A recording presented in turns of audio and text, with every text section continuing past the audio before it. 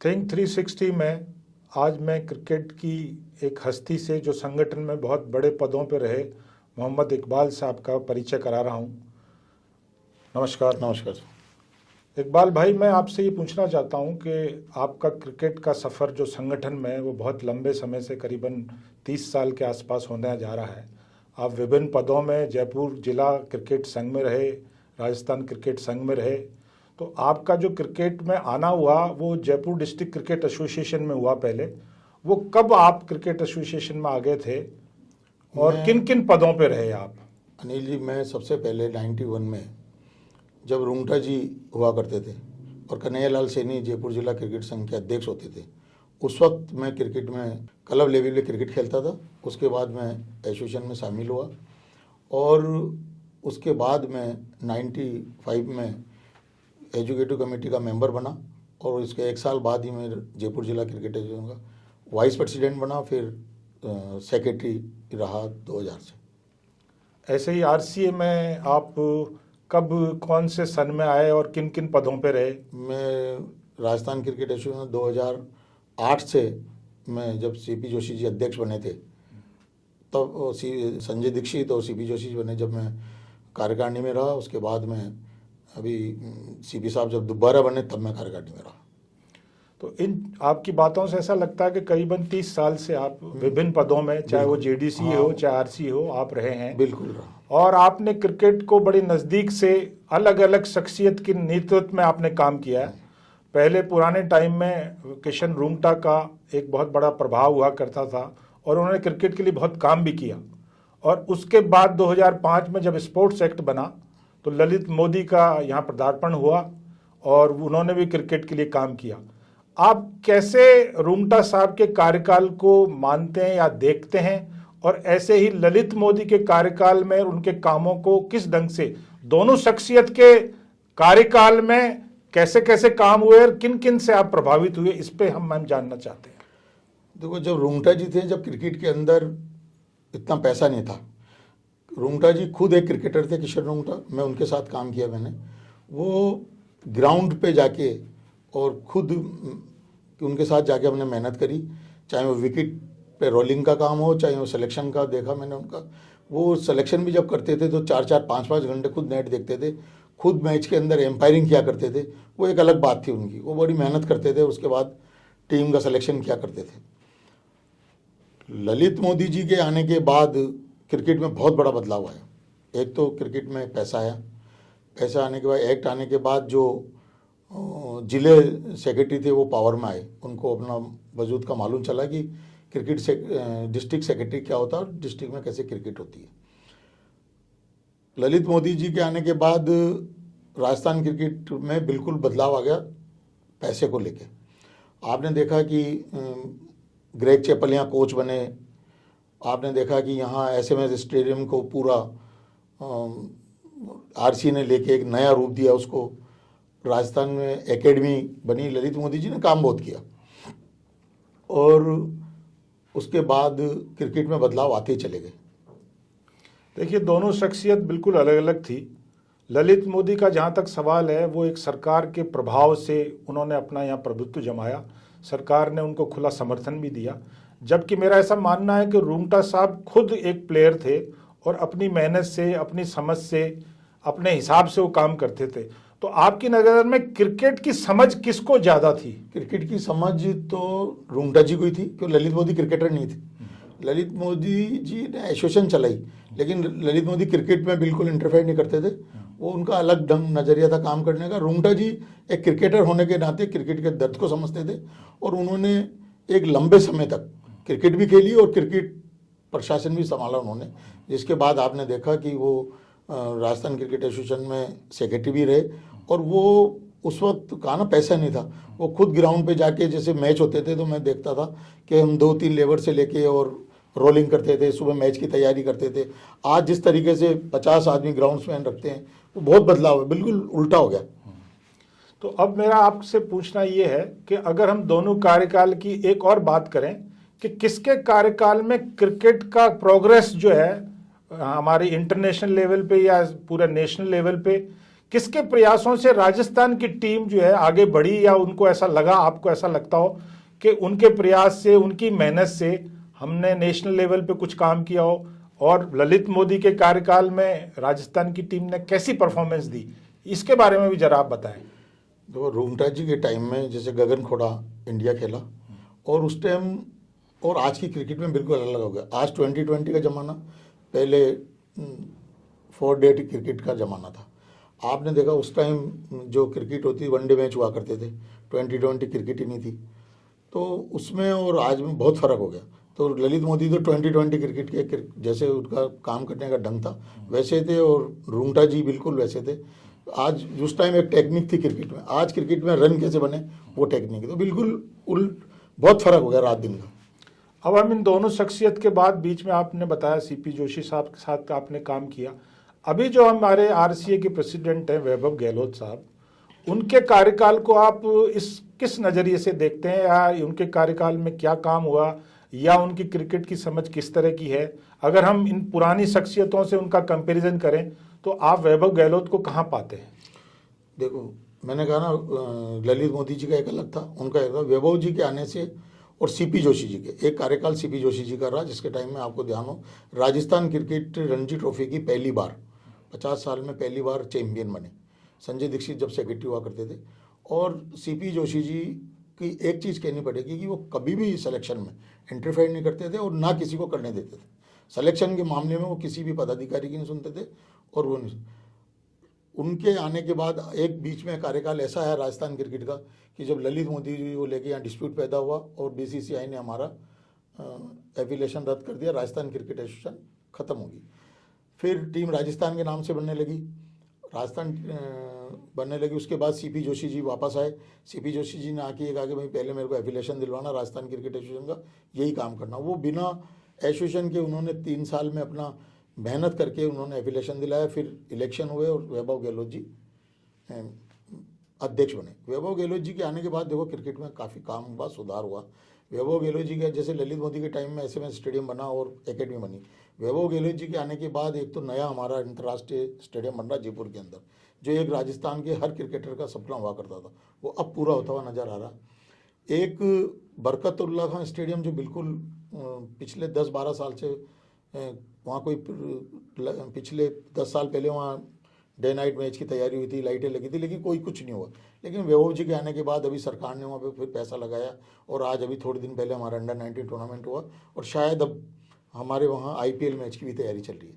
तो वैभव गहलोत जी के आने के बाद क्रिकेट में काफ़ी सुधार आया, और काफ़ी अच्छा हमने 2-3 स्टेडियम, एक उदयपुर के अंदर अभी स्टेडियम तैयार हो रहा है। वैभव जी ने काफ़ी प्रयास किए, और उसके बाद और वैभव जी का ये कहना, उनका ये अभी मेरी उनसे चर्चा हो रही थी, वो कह रहे हैं कि मैं चाहता हूँ हर स्टेट क्रिकेट जिस तरीके से फैल रहा है, वो चाहते हैं हर जिले के अंदर अपना खुद का स्टेडियम हो।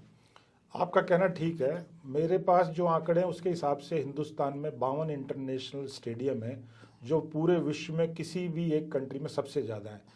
उन जगहों को देखते हुए, उस इंफ्रास्ट्रक्चर को देखते हुए, राजस्थान में कम स्टेडियम थे इंटरनेशनल में। इसमें कोई दोहराया नहीं है कि वैभव जी के आने के बाद उदयपुर और जोधपुर और जो नया स्टेडियम बन रहा है, क्योंकि सिर्फ एसएमएस स्टेडियम ही हुआ करता था, एक स्टेट में सिर्फ एक ही स्टेडियम होता था, उस हिसाब से इंफ्रास्ट्रक्चर नहीं था। परंतु अब वैभव गहलोत के नेतृत्व में 3 और स्टेडियम बन रहे हैं, ये आपका कहना ठीक है। तो एक नए तरीके से राजस्थान में इंफ्रास्ट्रक्चर लोगों को दिखेगा, और खिलाड़ियों में एक मनोबल बढ़ेगा, और लोग बाग खेलने के लिए करेंगे। अब मैं आपको एक दूसरी चीज़ बताना चाहता हूं कि जयपुर डिस्ट्रिक्ट क्रिकेट एसोसिएशन के आप इतने लंबे समय तक विभिन्न पदों पे रहे और संगठन के आप करता धरता रहे। जयपुर में एक स्टेडियम केएल सैनी स्टेडियम है जो जेडीसीए के अंडर में है, परंतु मैं कई सालों से देख रहा हूं कि बहुत पुरानी अवस्था में है, और उसकी पवेलियन नहीं बनी, और उसका इंफ्रास्ट्रक्चर पूरा नहीं हो पाया। तो इसको बनाने के लिए आप क्या प्रयास करेंगे अगर भविष्य में आपको मौका मिलेगा तो? पहले मुझे मौका मिला उस वक्त जब ललित मोदी जी थे, उन्होंने थोड़ा हमारा काम करा, क्योंकि जयपुर जिला क्रिकेट एसोसिएशन के पास इनकम कुछ नहीं है। जयपुर जिला क्रिकेट एसोसिएशन के पास कोई आय का वो नहीं जरिया कि कहाँ से पैसा आएगा, कहाँ से लगाएं। हम देखते हैं राजस्थान क्रिकेट एसोसिएशन की तरफ, तो हमारी मदद कुछ ललित मोदी जी ने करी, कुछ संजय दीक्षित जी और सीपी साहब ने जब अध्यक्ष थे, तो हमारे यहाँ आपने देखा होगा कि बाउंड्री वॉल बड़ी हुई। फिर उसके बाद हमने अपने जब एमपी थे महेश जोशी जी को जोड़ा, तो उन्होंने हमें एमपी कोटे से पैसा देके वॉकवे बनाया और आपने देखा फेंसिंग चारों तरफ करवाई। तो और अभी हम कोशिश कर रहे हैं, राजस्थान क्रिकेट में वैभव जी से भी कहा कि साहब आप जब उदयपुर और जोधपुर में पैसा लगा रहे हैं तो आप हमारे KL सैनी स्टेडियम पे, क्योंकि डिस्ट्रिक्ट क्रिकेट एसोसिएशन का अगर कोई स्टेडियम है तो वो जयपुर जिला क्रिकेट एसोसिएशन के पास है और कहीं नहीं है। बाकी राजस्थान क्रिकेट एसोसिएशन में साइन कर रही है या कोई ले रहा है, लेकिन डिस्ट्रिक्ट का स्टेडियम है तो वो राजस्थान के अंदर सिर्फ KL सैनी स्टेडियम है। और KL सैनी स्टेडियम के लिए वैभव जी से मिले हम, और उन्होंने कहा भी कि मैं अब जो ये नया जो 24 तारीख को इलेक्शन, उसके बाद नए अध्यक्ष के रूप में वो आएंगे या जो भी, तो हम उनसे बात करके और इसमें उनसे कहेंगे RC यहाँ पैसे, क्योंकि राजस्थान क्रिकेट एसोसिएशन के ज़्यादातर मैच पहले शुरू में जब सवाई मानसिंह स्टेडियम हमारे पास नहीं था रुंगटा जी के टाइम, तो पूरी क्रिकेट KL सैनी स्टेडियम पे होती थी। अभी भी ये आपने देखा क्रिकेट इतनी ज़्यादा होने लगी कि राजस्थान क्रिकेट एसोसिएशन को कोई टूर्नामेंट मिलता तो वो 2-3 ग्राउंड पे होता, उसमें एक KL सैनी होता और एक SMS स्टेडियम होता। तो जितनी राजस्थान की क्रिकेट है वो KL सैनी स्टेडियम पे हो रही है, और KL सैनी स्टेडियम के लिए राजस्थान क्रिकेट एसोसिएशन से मैं कह रहा हूँ और आपके चैनल के माध्यम से भी कह रहा हूँ कि राजस्थान क्रिकेट एसोसिएशन को KL सैनी स्टेडियम का विकास करना चाहिए, और जो पेविलियन और वो आपने देखा अधूरा पड़ा वहाँ वो पूरा हो, इसकी प्रयास जारी है। पिछले 5 साल में आपने देखा कि राजस्थान क्रिकेट एसोसिएशन में किस तरीके से जयपुर डिस्ट्रिक्ट क्रिकेट एसोसिएशन में डिस्प्यूट रहा। एडो कमेटी ने 3 साल होगी, 4 साल हमारी एडो कमेटी बनी हुई, लेकिन फिर भी हमने क्रिकेट को का क्रम नहीं तोड़ा। राजस्थान जयपुर के अंदर हमने क्रिकेट, आज हमने हर फॉर्मेट में चैंपियन बने, चाहे कोलविन हो, चाहे 19 हो, चाहे 16 हो, फिर भी हमने टूर्नामेंट करा के और हमारे लड़कों का सिलेक्शन करके हम चैंपियन बने। देखिए, आपने बिल्कुल ठीक कहा कि किसी भी डिस्ट्रिक्ट के पास इतना सुंदर स्टेडियम नहीं है। स्टेडियम में कोई कमी नहीं है, क्योंकि बाहर के जितने भी प्लेयर हैं इसमें मोर लेस सारे इंडिया के सारे प्लेयर इस पर खेल चुके हैं। परंतु बाहर से जब हम पेविलियन देखते हैं, और इंफ्रास्ट्रक्चर होना चाहिए, उसमें जिम होना चाहिए और तरीके की जो फैसिलिटीज़ इंटरनेशनल हैं वो होनी चाहिए। तो आपका ये टारगेट होना चाहिए कि अब आप कैसे भी जब भी आगे किसी भी संगठन में आएंगे, चाहे RCA में आए चाहे JDC में आए, आपका ध्येय ये रहना चाहिए कि KL सैनी स्टेडियम अपने विश्व स्तरीय स्वरूप को वापस पाए, जो अभी तक उसको नहीं मिला है। बिल्कुल अनिल जी, आप सही कह रहे हैं। हम पूरी कोशिश करेंगे, हम सब साथी मिलकर कि इस स्टेडियम में किसी भी तरीके से पैसा राजस्थान की, हमारे पास तो एक राजस्थान क्रिकेट एसोसिएशन ही है जो वहाँ लगा सकती है, और हमने MP और विधायक और हमारे जो पहले जो अध्यक्ष थे, अब जो एडो कमेटी खत्म हो और नए इलेक्शन हो तो हम ये प्रयास करेंगे। और मैं अगर कहीं आया उसमें और उसमें जुड़ा तो मेरा पहला प्रयास होगा कि पहले KL सैनी स्टेडियम को हम अंतर्राष्ट्रीय स्टेडियम की तरह और वहाँ पे जो पेविलियन वगैरह उस तरह BCCI के नॉर्म्स की तरह बनाएं। अब मैं आपको खेल के थोड़े से अलग जगह पे के सिलसिले में बात करूंगा कि 2014 में Pankaj Singh last international player था राजस्थान से जो खेला। उसके बाद 2018 में दीपक चहार जो है T20 में उसका सिलेक्शन हुआ।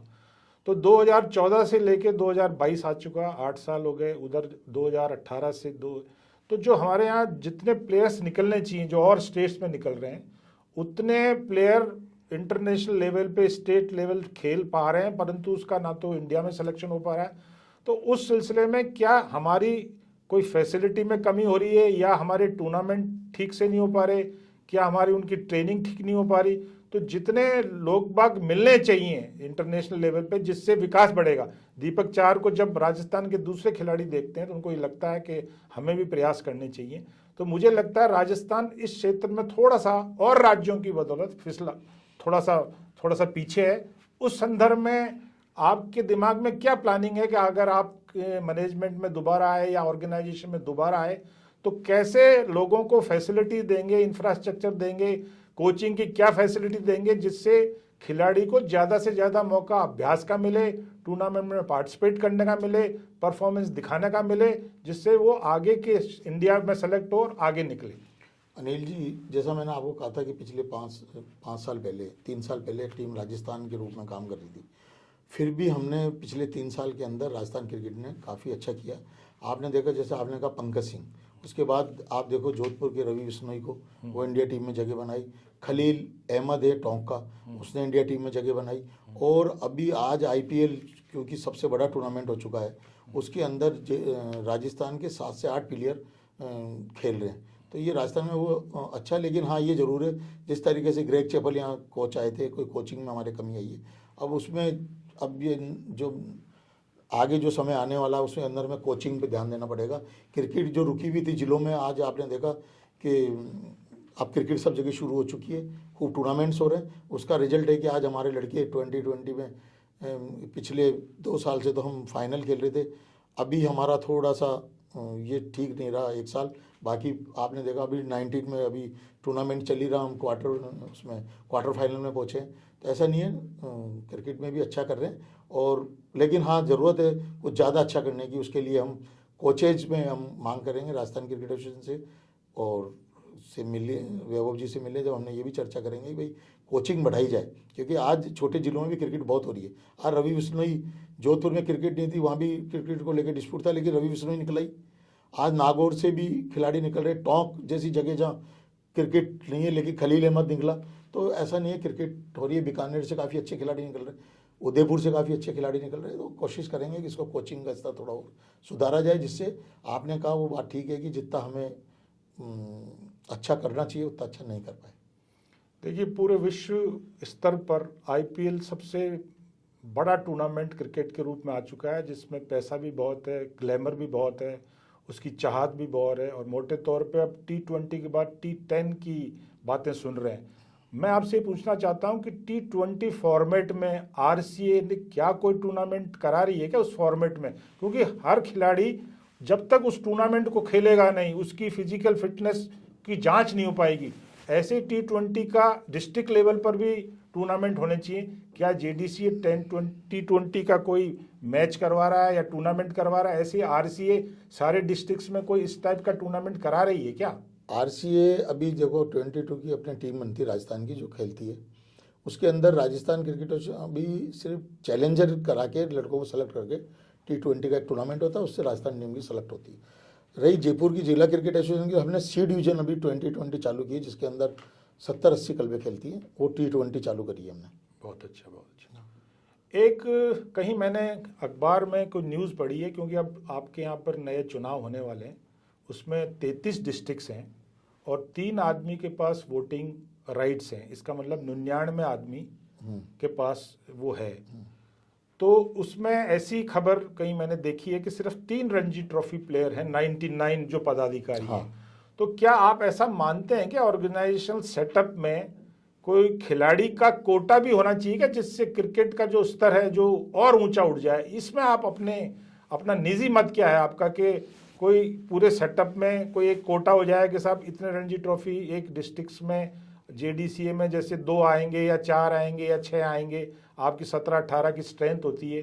तो जब तक खिलाड़ी को आप ऑर्गेनाइजेशन सेटअप में नहीं लाएंगे तो उस डिस्ट्रिक्ट्स की, उस गेम की प्रोग्रेस को कैसे आप जांचेंगे? तो खिलाड़ी का जहाँ तक मामला, आपने देखा कि अभी बोर्ड जो 3 हमारे जो इंडिया प्लेयर हैं उनको बोर्ड का अधिकार दिया गया, और खिलाड़ियों का योगदान, तो खिलाड़ियों का खेल से ताल्लुक होता है, जिसमें सिलेक्शन कमेटी में सब खिलाड़ी बनते हैं। और अभी आपने देखा कि पीछे अभी रोक लगी थी, उससे पहले नॉमिनेशन जब हुए थे तो रतन सिंह जो कि राजस्थान टीम के कप्तान भी रहे हैं और रणजी ट्रॉफी काफ़ी लंबे समय खेले, वो वाइस प्रेसिडेंट के लिए उन्होंने फार्म भी और वो जीतते भी। तो ऐसा नहीं है, राजस्थान क्रिकेट एसोसिएशन में और जयपुर जिला क्रिकेट एसोसिएशन में कहीं ना कहीं 1-2 खिलाड़ी जरूर होते हैं जो पदाधिकारी बनते हैं। आप इतने लंबे समय से जेडीसी में रहे, आरसीए में रहे, विभिन्न पदों पे रहे, आपके मन में कोई ऐसा चुनौतीपूर्ण जो स्थान आपके नज़र में आ रहा हो कि मैं अगर आरसीए की सेक्रेटरी बन जाऊं या जेडीसी का सेक्रेटरी बन जाऊं, तो कौन सी चीज़ें आप करना चाहते हैं आगे भविष्य में, जब आपके पास ऐसी कोई पावर आवे, ऐसी कोई पद आवे, आपका विचार ऐसा हो कि मैं इतने लंबे समय से क्रिकेट के साथ जुड़ा हुआ हूं, मेरे से ये काम रह गया, अगर मैं अब आऊँगा तो मैं ये रहूँगा? तो ऐसे भविष्य की कोई योजना, कोई ऐसी मन में रहो कि ऐसा कोई चुनौतीपूर्ण कांड करें जिससे राजस्थान में क्रिकेट का विकास हो, उसके बारे में अगर कुछ आपके मन में है तो हमें बताएं। एक तो सबसे पहले जैसे आपने मुझे कहा था नील जी कि जयपुर जिला क्रिकेट एसोसिएशन का KL स्टेडियम है, अगर जयपुर जिला क्रिकेट एसोसिएशन में दोबारा आए तो मेरा पूरा प्रयास रहेगा और मेरा एक सपना भी है कि KL स्टेडियम को बढ़िया रूप दिया जाए और उसे अच्छा स्टेडियम बनाया जाए। राजस्थान क्रिकेट एसोसिएशन में जैसे आपने कहा कि साहब सेक्रेटरी 33 ही वोट है, जिस तरीके से इलेक्शन लड़ने के लिए 99 है, 3 अध्यक्ष सेक्रेटरी तेसरा, मेरी इच्छा है कि अगर कोई सुनेगा, कोई बात होगी तो हम चाहते हैं कि 3 पदाधिकारी तो कम से कम 99 लोग तो ऐसा हों जो राजस्थान क्रिकेट एसोसिएशन को बैठ के चर्चा करें और बनाए। अभी 33 लोग कर रहे हैं, फिर 99 करेंगे तो हो सकता है और सुझाव आएंगे और राजस्थान क्रिकेट अच्छी हो पाएगी। आज आप थिंक 360 में आए, आप हमारे साथ चर्चा करी आपने, आपका बहुत बहुत धन्यवाद। आपका भी बहुत बहुत धन्यवाद अनिल जी, आपने बुलाया, एक मौका दिया मुझे मेरी भावना लोगों तक पहुंचाने का, उसके लिए आपके लिए बहुत बहुत धन्यवाद। धन्यवाद।